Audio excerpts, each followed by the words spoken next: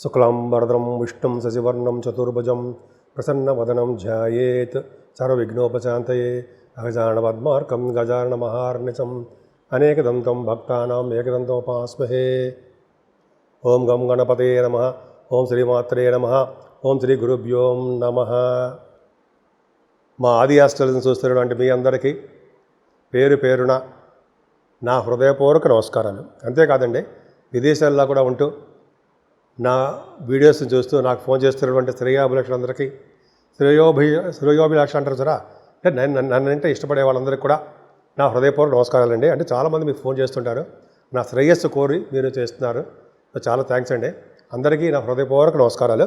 అంతేకాకుండా మనం ఆది ఆస్ట్రాలజీ తరపున శుభముహూర్తాలు, ఆస్ట్రాలజీ తరపున జాతకాలు చెప్పడం, అంటే date of birth, time of birth, place of birth ఇవన్నీ ఉండాలండి. జాతకాలు చెప్తుంటాను. ముఖ్యంగా ఫారినర్స్ ఎక్కువ చెప్తుంటాం మనం. సరే, అది పక్కన పెడదాం. ఏదేమైనా నా పేరు వాడరేవు ఆదినారాయణరావు శర్మ, సిఎంఏ అండి. సిఏ అలాగా సిఎంఏ కూడా అంతే, ఐసీడబ్ల్యూ అనే వారి దొరకు. అంతేకాకుండా ఎంఏ ఆస్ట్రాలజీ, అది 2000 ఇయర్లో స్టార్టింగ్లో చేశాను అనుకోండి. ఆల్మోస్ట్ 35 years ఎక్స్పీరియన్స్ ఉంది నాకు.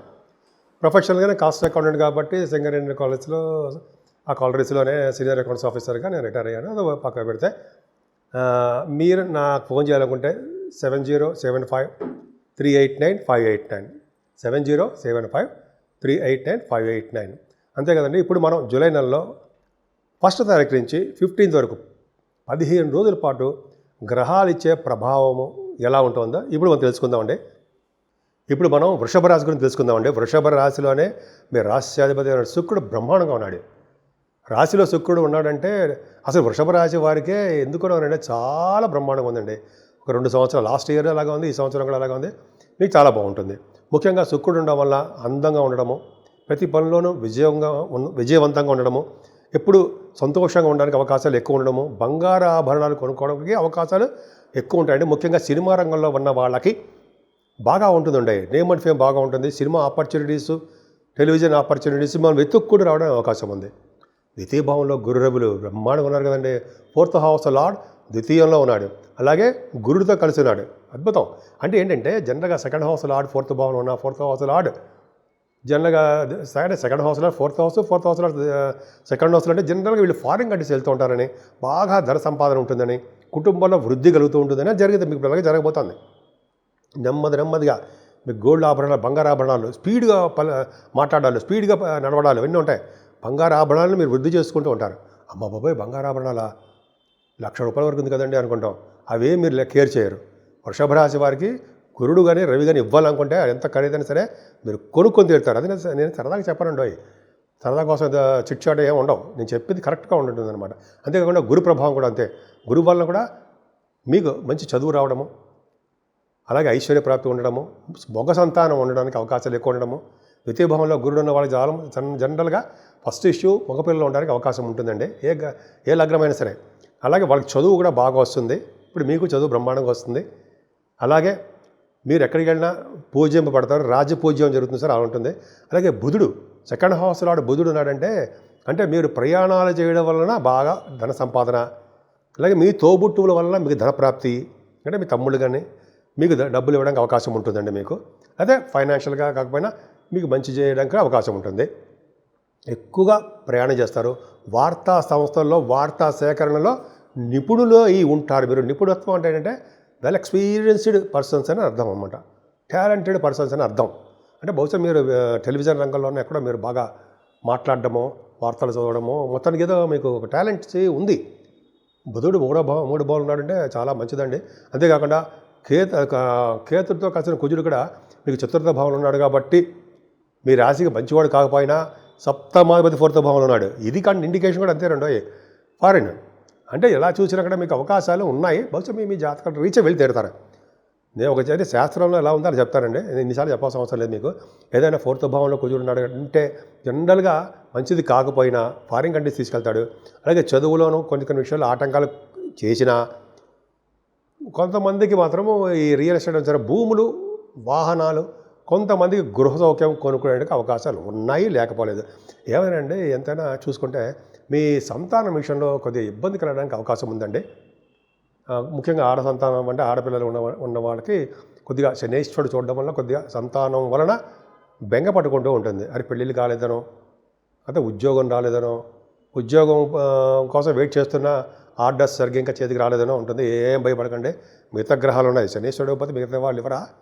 దశమంలో మీకు రాహు కూడా బ్రహ్మాండంగా ఇస్తాడు. సరే చెప్పుకుందామండి, అది పక్కన పెడితే కొంతమంది స్టాక్ మార్కెట్లో ఉంటారు.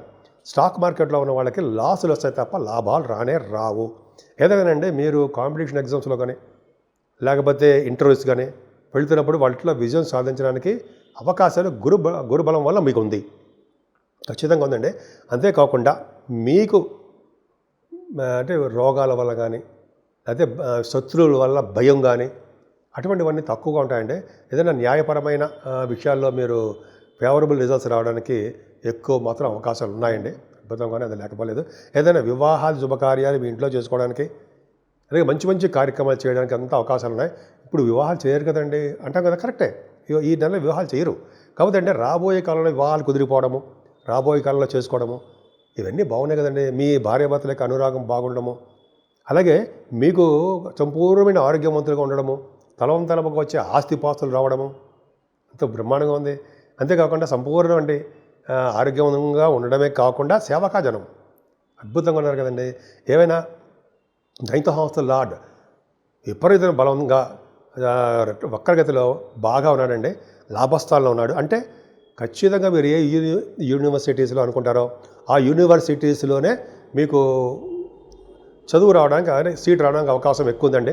వెళ్తారు, విదేశాలు వెళ్తారు, అక్కడ బాగుంటుంది, అక్కడ బ్రహ్మాండం చదువుకుంటారండి. అలాగే శని కారకత్వాల్లో ఉన్నటువంటి బిజినెస్లు, స్టాక్ అంటే కోల్ బిజినెస్ కానీ లేకపోతే స్టాక్ అండ్ షేర్స్ బిజినెస్ కానీ లేకపోతే కొంతమందికి ఏమో ఆటోమొబైల్ ఇండస్ట్రీస్ అని, ఫిలిం ఫీల్డ్ కొంతమందికి అది కానీ, ఇట్లాగా కొంతమంది ఫార్మా రంగము, సిమెంట్ పరిశ్రమలు, అలాగే కంప్యూటర్ సాఫ్ట్వేర్స్ అంటే కదా, ఆ రంగాల్లో బాగా డెవలప్ అవుతారండి. ముఖ్యంగా శనీశ్వరుడి ప్రభావం వల్ల ఈశ్వరాభిషేకాలు చేసుకోవడానికి మీకు అనుగ్రహం కలుగుతుంది, అదృష్టం కలుగుతుంది. ఖచ్చితంగా మీరు శివుణ్ణి పూజిస్తారు, శివుణ్ణి దర్శనం చేసుకుంటారు, వెంకటేశ్వర స్వామి ఆరాధన చేసుకుంటారు. చేతులు ఉండంగా శివ పూజలు చేయలేలా అని ఉంది కదండి సామెతతో. నోరు ఉండంగా హరినామ కీర్తన చేయలేలా అంటాం కదా. శ్రీహరిని ఎప్పుడు శ్రీహరి గురించే మనం మాట్లాడుకుంటూ ఉండము, ఆయన పొగుడుతూ ఉండము, ఆయన గురించే చెప్తూ ఉండాలంట. శ్రీహరి అంటే రాముడు అవ్వచ్చు, వెంకటేశ్వర స్వామి అవ్వచ్చు, విష్ణుమూర్తి అవ్వచ్చు, ఎవరైనా నరసింహస్వామి అవ్వచ్చు, విష్ణువు కదండి. అది నేను చెప్పడం కాదు, మరి చదువుకుంటూ ఉంటాం కదా, మీకు తెలియదు కాదా? మీకు తెలుసు అది గుర్తు చేస్తా అంతే. సరేనండి, దశమంలో రాహు ఉన్నట్టుతారా, ఆయన మిమ్మల్ని చెప్పండి బాహువుల మీద ఎక్కించి తిప్పుతాడు, భుజాల మీద. అంటే నిజంగా ఎక్కించి తిప్పుతాడా? కాదండి, చాలా శుభ ఫలితాలు ఇస్తాడు.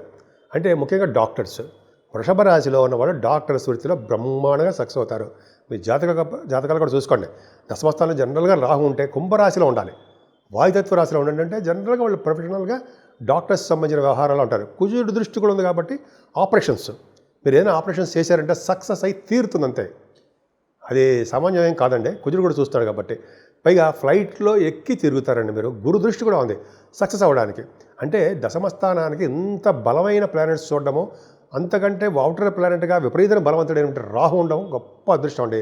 ఆయన శుభ ఫలితాలు ఇవ్వాలంటే అసలు వెనక్కి తిరిగి చూడడం, శనీశ్వరుడి కంటే ఎక్కువ శుభ ఫలితాలు ఇస్తాడు.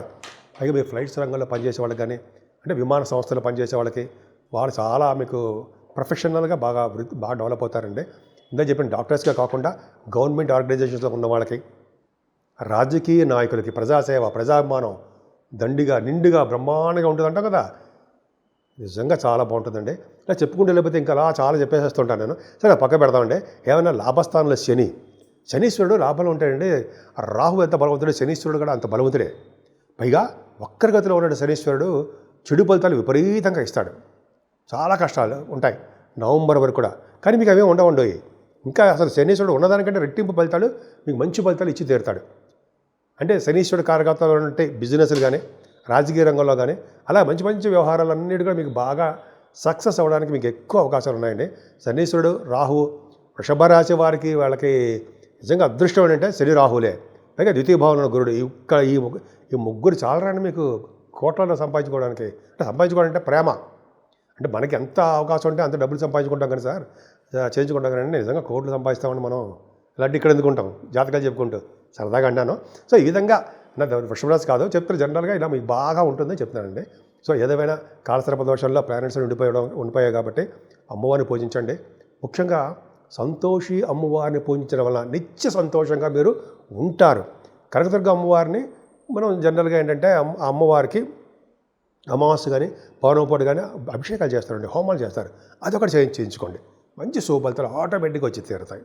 12 రాసుల వారికి చెప్పదగ్గ సూచన అయితే రెమెడీసు అనుకుంటాం కదండి. మన రెమెడీస్ ఎలా ఉంటాయి, ఏం చేస్తే మంచి ఫలితాలు వస్తాయని అనుకుంటాం కదా. అవి ఏంటి, ఏం చేస్తే బాగుంటుంది అని మనం తెలుసుకుందామండి. ముఖ్యంగా మీనరాశి నుంచి మేషరాశి వారికి కూడా వారందరూ కూడా ఈ వారం మొత్తం కూడా రాహుకేతుల మధ్యలో ప్లానెట్స్ ఉండిపోవడం ఒకటి, శనీశ్వరుడు విపరీతమైన బలవంతుడైపోవడం వలన చెడు ఫలితాలు ఎక్కువ కలగడం, ఈ రెండు కూడా 12 రాశుల వాళ్ళకి ఎక్కువ ఉన్నాయండి. అందుకనే మీ రాశివారు 6వ తారీఖుని తొలి ఏకాదశి వస్తుంది. తొలి ఏకాదశి రోజు అంటే విష్ణుమూర్తికి బాగా ఇష్టమైన రోజు అనమాట అండి. ఆ రోజు శయన ఏకాదశి అది అంటాం అనుకుంటా, కరెక్ట్గా గుర్తులేదు. బట్ ఏంటంటే ఆ రోజు మాత్రం బాగా చేస్తే శనీశ్వరుడు విష్ణుమూర్తికి ఉపవాసం ఉంటూ ఆ రోజు సాయంత్రం భోజనం చేయకపోయినా లేకపోతే ఉప్పిడి పిండి తిన్నా పర్లేదండి, తప్పేం లేదు, తప్పు లేదని చెప్పి అంటారు. అదొకటి ఉంది. ఉప్పిడి పిండి తిని ఆ రోజు ఉపవాసం ఉన్నా, ముఖ్యంగా స్వామివారి యొక్క కటాక్షం, విష్ణుమూర్తి యొక్క ప్రభావం మీ మీద ఉండడానికి అవకాశం ఉంటుంది. ఈవెన్ యమధర్మరాజు కాదు కదా, యమ భటులు కూడా మీ దగ్గర రావడానికి భయపడతారట. నేను చెప్పట్లా, మన గురువుగారులు ఇవన్నీ బుక్స్లో కూడా చాలా చదువుతున్నాం మనం. అంటే చదవడం వల్ల చెప్తున్నాను అనుకోండి. సో ఈ విధంగా ఏకాదశి ఉపవాసం చేయడం చాలా పవరు. ఇంకోటి అంటే 14వ తారీఖుని సంకటహర చతుర్థి వస్తుందండి, పౌర్ణమి చవితి అంటాం. ఆ రోజు కనుక వినాయకుడిని గరిగితోటి పూలమాలతోటి ఆ టైంలో కనుక మల్లెపూలు వస్తే మల్లెపూల దండలతోటి పూజ చేసిన వారికి సకల దోషాలు హరిస్తాయి. ముఖ్యంగా ఈ రాహుకేతుల మధ్యలో ప్లానెట్ పొజిషన్ ఉండిపోయారు కాబట్టి వీలుంటే మనకి కాళహస్తిలో వెళ్ళి రాహుకేతులు పూజ చేయించుకోవడం, గణపతి ఆరాధన గురించి చెప్పేశాను మీకు. వలన నిత్య సంతోషం అమ్మవారిని పూజించడం వలన, అయితే చండీ హోమాలు చేయించుకోవడం వలన శుభ ఫలితాలు అమ్మవారి యొక్క దీవెనలు మీకు ఉంటాయి. రాహు వల్ల వచ్చే దోషాలు పరిహారం అయిపోతాయి. ఇంకా శనీశ్వరుడు వల్ల దోషాలు కూడా ఉన్నాయండి. శనీశ్వరుడు బలవంతుడైపోతున్నాడు. 13వ తారీఖు నుంచి నవంబర్ వరకు కూడా ఉంటాడండి. ఆయన మిక్కిలి బలవంతుడైపోతాడు. చెడు ఫలితాలు ఎక్కువ ఇస్తాడు, కొంతమందికి మాత్రం శుభ ఫలితాలు ఇస్తాడు. అది ఎవరయ్యా అంటే వృషభ రాశి వారికి అండ్ తులారాశి వారికి కొన్ని రాశులు ఉన్నాయండి. వాళ్ళకి తప్ప ఇంకెవరికి ఇస్తాడా, వాళ్ళకే బ్రహ్మాండంగా ఉన్నాడు, బ్రహ్మాండంగా యోగిస్తాడు, వాళ్ళకి యోగించాలి. సరే, వాళ్ళందరికీ శనీశ్వరుడు దోషకారకుడు కాబట్టి సంకటాలన్నీ మనకి, ఎందుకంటే 10th హౌస్లో మిథున రాశి వాడు కొన్నాడు, కంటకశని అంటాం. సరే, ఇవన్నీ దోష పరిహారం అవ్వడానికి శనీశ్వరుడికి తైలాభిషేకాలు ఖచ్చితంగా చేయించుకోవాల్సిందేనండి. అంతేకాకుండా మీరు వీలుంటే తిరునల్లారుని మందపల్లిలో శనీశ్వరుడు పూజ చేయించుకోవడం కానీ, అయితే 19,000 జపం మందపల్లిలో చేయించుకోవడం వల్ల కానీ మంచి ఫలితాలు వస్తాయండి అక్కడ. అలాగే మన ఊళ్ళోనే అక్కడ చేయించుకుందాము. కొన్ని శనివారాలు మాత్రం ఖచ్చితంగా ఆ రోజు బ్లాక్ డ్రెస్ వేసుకుంటే మంచిది అంటారు. మంచిది అంటే బ్లాక్ డ్రెస్ శనివారం పడడం ఎవరైనా వేసుకోవచ్చండి, చెడు ఫలితాలు ఏముండవు. శనీశ్వరుడు పూజించడం కోసం చాలా మంచిది, శనీశ్వరుడు సంతోషిస్తాడు. ఈ విధంగా దోషాలు మొత్తం చాలా పరిహారం అవుతాయండి. ఇంకా చెప్పాలంటే ఆంజనేయ స్వామి వారిని పూజించడం వల్ల, వెంకటేశ్వర స్వామి ఆరాధన చేసుకోవడం వల్ల, వెంకటేశ్వర స్వామి వారికి అలాగే శివుడికి అభిషేకాలు మల్లెపూలతోటి, మారేళ్ళ దళాలతోటి, అలాగే తులసి దళాలతో పూజ చేయించడం వల్ల, శ్రీహరిని తులసి మాలతో సమర్పించడం వల్ల, వెంకటేశ్వర స్వామిని మంచి ఫలితాలు కలుగుతాయండి. దోషాలన్నీ పరిహారం అవుతాయి. ముఖ్యంగా రాహు వలన, కేతు వలన, శనీశ్వరుడు వల్ల దోషాలు పరిహారం అవడమే కాకుండా 12 రాజుల వారు కూడా సుఖ సంతోషాలతో నిత్యం ఆనందంగా ఉండేట్టుగా చాలా అద్భుతమైన ఫలితాలు ఉండడానికి అవకాశాలు ఎక్కువ ఉన్నాయండి. నేను చెప్పిన వాటిలో ఏ ఒక్కటి మీరు మంచి చేసుకున్నా శుభ ఫలితాలు ఉండడానికి, చక్కగా మంచి ఆరోగ్యవంతులు ఉండడానికి అవకాశాలు ఎక్కువ ఉన్నాయి.